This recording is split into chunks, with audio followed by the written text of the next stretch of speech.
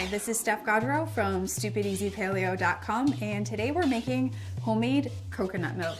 You will be shocked at how delicious and simple it is to make your own coconut milk at home with just a couple of very simple ingredients.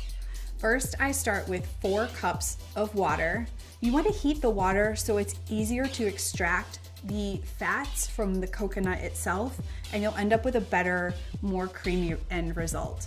I heat that in a saucepan until it's kind of medium hot. You don't want it to be boiling, but you want it to be warm. And then I take the blender, I pour in 8 ounces, that's about a half a pound of shredded unsweetened coconut flakes. You just want to make sure it's not the sweetened variety or you're going to end up with a really sweet end product.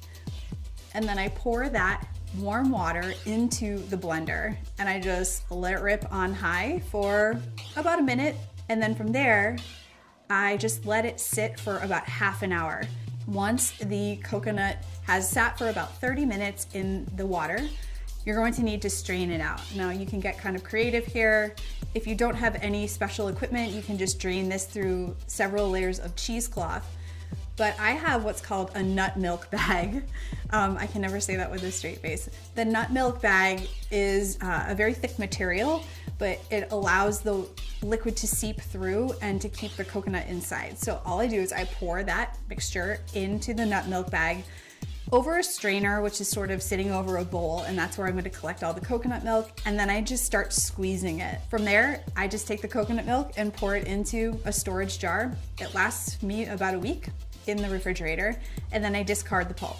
So that's really how simple it is. 2 ingredients, water and shredded coconut that you can find in any store, and you're going to end up with the most delicious coconut milk you have ever tasted, way better than store-bought, and you're never going to want to go back to that.